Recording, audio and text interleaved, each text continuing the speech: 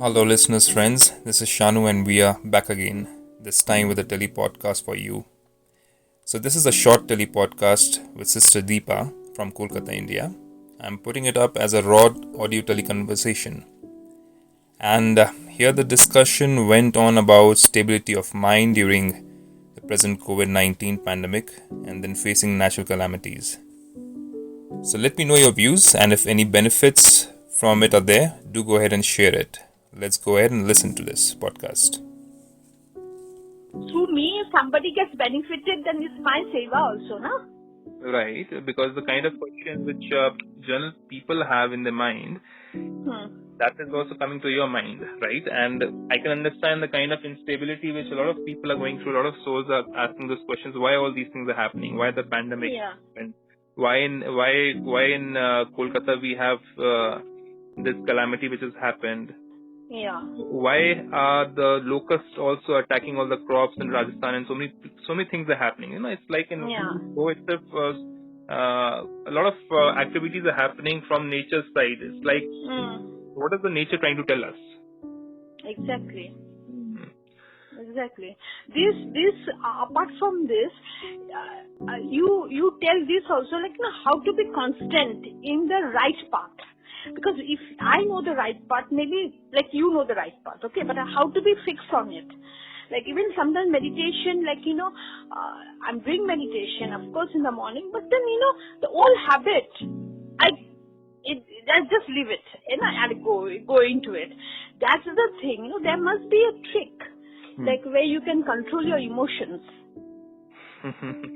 So what kind of emotions actually come across which you are trying to get rid of actually? Yeah. See, why did I speak to you so much about this Mamata Banerjee and the government and this and that? Everybody knows it. Right. Everybody knows it. Some are aware, some are not aware. Then what's my point of telling? What's my point? I tell because Maya is with me. Maya is playing. Right. So we have to. Am I right? Tell me. Yeah, it is some form of fear which actually leads us to dwell into those kind of thoughts and feelings. So the thing is, when I'm focused on my life and suddenly something like this happens, my daily routine gets hampered, then I have all the reasons to make a choice between blaming or I can find a solution. When I'm doing a blame work, my contentment, my peace of mind, my stability goes away. When I'm focusing on how to find a solution and be happy with whatsoever is around me at the present moment and be grateful for at least I'm surviving, at least I'm breathing, and start being grateful for everything which I'm surrounded by. If I have survived, even if things are going, prices are rising up for vegetables and other things, electricity is not there. All these are outward situations, right? So, which we call it as parsthiti. That means paristhiti. Something which has come from outside. Now, I need to understand one thing, that only when I'm in peace of mind, and my peace of mind depends upon whether I'm blaming or not blaming, whether I'm complaining or not complaining. So, if I talk to myself, see, a process of meditation is I have to make myself understand, make my own mind understand. Because even in bhakti, we say, when we are reading scriptures, we say, mind is like a horse, it runs here and there. We also understand through knowledge that there's something known as self-counseling. That means talking to the self, which we know as introvertness. So when I'm being introvert means I'm not talking using my five senses to express myself outside. I'm first talking to myself inside. It's like, what is cooking in my mind? Let me first have a look in my mind. What kind of ingredients are there in my mind? What is cooking in my mind in the sense, like, what kind of thoughts? Are they very pure thoughts or are they... This is very nice. You can put this in YouTube also. Yeah, we'll put this on YouTube so that people can actually come back to their own way of stability and understanding. Yes, they can hold on to themselves, na? Yeah. Holding on outside. Yeah. So let's talk about what exactly is going on. So see, the mind is also something we can let it go, we can let it be the way it is and not control it. So there's a leash which is there on the mind, an invisible leash. Now the leash is either held by me or I've left it. That means I've left the horse run around the way it is running around. Okay. The only way to control the leash is by understanding that I need to, during times like this, talk to myself, do my self-counseling. And meditation is a process of not focusing on any point or focusing only on God the Supreme, but the meditation starts with first stabilizing my own mind. So if my thoughts are moving towards what the government has done, what the situations are outside, I need to talk to my mind that this is the time to actually be grateful for all the things which are around me right now. Let me see what am I having around me to survive. Okay, the positive side. Exactly. You see, whenever there's low energy in our body also, right, we feel like having something from outside, right? We want to have something which is sugary. Yeah. Which is sugary, which is sweet. Yeah. Because we're feeling low energy. Yeah. Are we going to have something bitter at that time? No. We're not going to have anything bitter. So similarly, the mind also needs energy because it is surrounded by so much of weaknesses or weak vibrations of people around who are also suffering and complaining. So there are a lot of vibrations which are weak. That is all the bitterness. Now, if I eat the bitterness, what is going to happen to me? Am I going to feel powerful? I'll become more bitter. I'll become more bitter from inside, right? Whereas the body needs more sugar. Sugar means, in terms of spirituality, in terms of the mind and the meditation, it means I need to focus on the sweeter thoughts.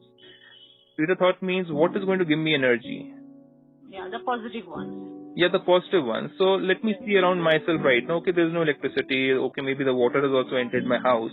But the first thing is, I am surviving. I am alright. My family is alright. Right. So I must be thankful, Yeah, the first thing to stabilize my mind is, let's say you are on a train. Yeah. And the train is moving, it's shaking, it's at a higher speed, right? You would like to hold on to the railing so that you don't shake around. Yeah. Right? Similarly over here, when situations are shaking, I would like to hold on to something, right?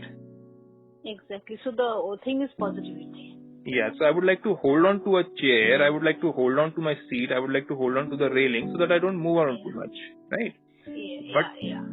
But if I say, why is the train moving so much? The driver should slow it down. Doesn't he understand that we're going to fall off? It's a nice comparison. Yeah, so it's a simple way of understanding that, okay, why is the government doing this thing? Why the leader or the minister is doing so and so thing? They should have understood it. They should have already prepared for it, right? So now I need to look for that chair. I need to look for that railing. The support system. So the first support system is I have to stabilize my mind. For stabilizing my mind, I have to focus on the good things which are surrounding me. The best of the things which is surrounding me is that I have got my Godfather with me, or my Supreme Being with me. Thanks to him that I am surviving. I've got a little bit of food to eat. I've got a little bit of water in my house to drink. My family members are okay.